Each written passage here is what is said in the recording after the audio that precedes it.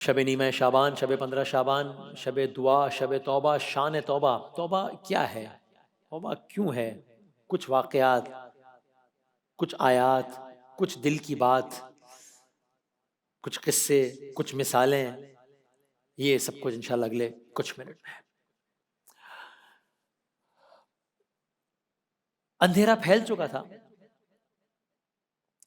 اور دل بوجھل تھا، آنکھیں جھکی ہوئی تھی، ضمیر خاموش تھا.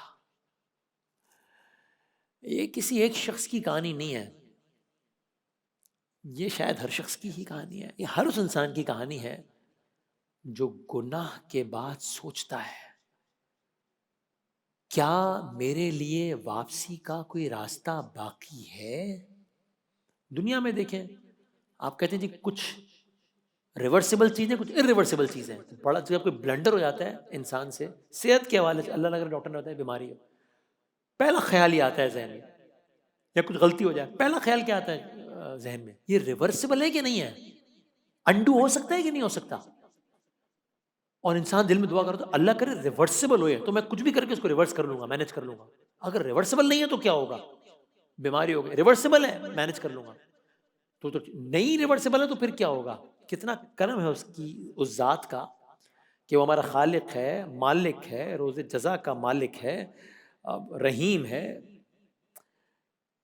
بتا دیا اس نے یہ کرنا ہے، یہ نہیں کرنا ہے، یہ کیا تو یہ نہیں کیا تو یہ. لیکن اگر وہ یہ اصول بنا دیتا تو میں اور آپ کیا کر لیتے کہ جب کہہ دیا ہے، جب بتا دیا ہے کہ یہ کرنے کی سزا یہ ہے، تو جب کر دیا تو اب ختم، اب سزا ہی ملے گی. نہیں، کتنا کریم ہے وہ، اس نے توبہ کا راستہ کھولا ہے. اور توبہ کیا ہے آگے عرض کریں گے انشاءاللہ. تو ہر انسان کی کہانی، غلطی ہو گئی ہے، کیا میرے لیے واپسی کا کوئی راستہ ہے؟ سب کے دل کی آواز ہے نا. اسی لمحے قرآن کا ایک اعلان گونجتا ہے، ایسا اعلان جو مایوسی کے اندھیرے کو چیرتا ہے. آیات کا خلاصہ آپ سنیں گے. اور وہی ہے جو اپنے بندوں کی توبہ قبول کرتا ہے اور گناہوں کو معاف کرتا ہے. سورہ شورى. یہ آیت بتاتی ہے کہ بندہ اگر پلٹ آئے تو اللہ دروازہ بند نہیں کرتا. پلٹ آئے، واپس آ جائے، یو ٹرن لے لے، تائب ہو جائے، توبہ کر لے. کیا ہے توبہ؟ علماء نے جو سمجھایا اس سے ہمیں کیا آسان الفاظ میں ہمیں کیا سمجھ میں آیا؟ تائب ہو جانے کا نام. یہ منزل ہے اور میں منزل کی طرف جا رہا تھا کہ راستہ بھٹک گیا اور بالکل کہیں اور نکل گیا. تو اب میں جتنا جلتا جا رہا ہوں اتنا منزل سے دور ہوتا جا رہا ہوں. اب مجھے اندازہ ہو گیا ہے کہ بھائی منزل ادھر ہے، میں تو ادھر جا رہا ہوں. فوراً خیال آیا، میں نے توبہ کی، تائب ہوا، پلٹا، واپس آیا، اب منزل کی طرف جا رہا ہوں. یہ توبہ ہے کہ انسان بھٹکے اور توبہ کرے، واپسی کے راستے پر آئے. اور علماء نے یہ بھی سمجھایا جو مجھے سمجھ میں آیا کہ یہ پھر الفاظ کی مشق نہیں ہے صرف، یہ ارادے کا نام بھی ہے. بالکل ایسے ہی کہ اگر میں منزل ادھر ہے، وہی مثال، میں چلا گیا ہوں ادھر، مجھے اندازہ ہو گیا کہ میں تو غلط آ گیا ہوں، میں ادھر جانا تھا. اب میں کہتا رہا ہوں او ہو میں غلط آ گیا، لیکن میں جاتا رہا ہوں وہیں، پھر میں کہوں او ہو بہت ہی غلط آ گیا، پھر وہاں چلا جاؤں، پھر میں کہوں ارے بالکل ہی غلط آ گیا، پھر وہاں چلا جاؤں. کہنے سے کوئی فرق نہیں پڑے گا، دور ہوتا جا رہا ہوں. کرنا پڑے گا، کرنا پڑے گا.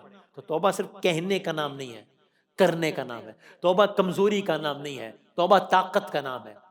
تو وہی جس شخص کی ایک خیالی بات ہو رہی ہے، یہ شخص سوچتا ہے میں گناہ گار ہوں، میں تو بہت گناہ گار ہوں، اللہ مجھے قبول کرے گا. پھر قرآن مجید سے آواز آتی ہے سورہ بقرہ، بے شک اللہ توبہ کرنے والوں سے محبت کرتا ہے. یہ عجیب ہے، یہ میں نے آیت پڑھ دی، آپ نے سن لی.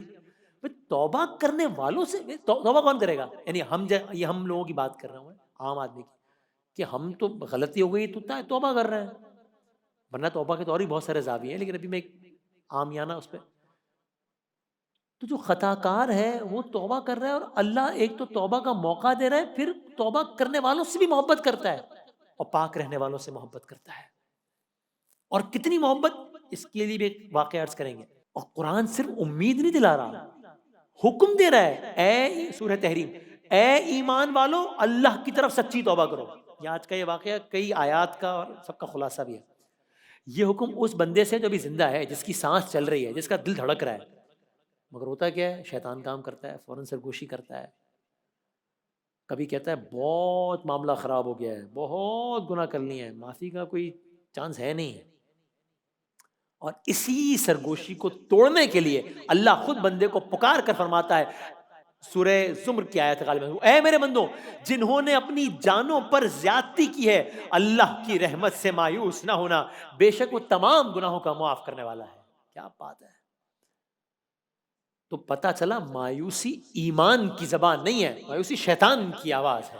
ہاں، قرآن خبردار بھی کرتا ہے، لیکن اب اگر بندہ ہی لوٹنے کا فیصلہ ہی نہ کرے تو پھر کیا کیا جا سکتا ہے؟ کہا جو اللہ کی طرف توبہ نہیں کرتے وہ ظالم لوگ ہیں، اپنے اپنے نفوس پہ ظلم کر رہے ہیں۔ یہ بھی قرآن کی ایک آیت کا، سورہ حجرات کی ایک آیت کا خلاصہ ہے، اپنے پر ظلم کر رہے ہیں۔ یعنی ایک بڑا ظلم ہے اللہ کے دروازے کے سامنے کھڑے ہو کر واپس چلے جانا، یہ جرت ہے بڑی، یہ ظلم ہے۔ وہی شخص جو میں اور آپ جس سے ریلیٹ کر سکتے ہیں، دل میں سوال کرتا ہے، عام انسان کا سوال، قرآن سے جواب، کیا کیا توبہ صرف خاص لوگوں کے لیے ہے؟ قرآن کا جواب آتا ہے، سورہ توبہ، کیا وہ نہیں جانتے کہ اللہ ہی توبہ قبول کرتا ہے اور صدقات قبول فرماتا ہے؟ تو دروازہ سب کے لیے ہے، شرط ہے ایک وقت کی، کیونکہ کھیل تو نہیں ہے۔ سورہ نساء، اللہ کے ذمے توبہ انہی لوگوں کے لیے ہے جو جہالت میں گناہ کر بیٹھیں پھر جلد توبہ کر لیں۔ میں نے پوچھا ایک عالم سے کہ اگر ذہن میں یہ ہو کہ بدعمالی بھی جاری رکھیں گے لیکن بس توبہ کر لیتے ہیں، انہوں نے جواب دیا کہ نہیں، پھر یہ توبہ ہوئی ہی نہیں ہے، چونکہ دل کے ارادے کا نام ہے تو ہوئی نہیں ہے توبہ۔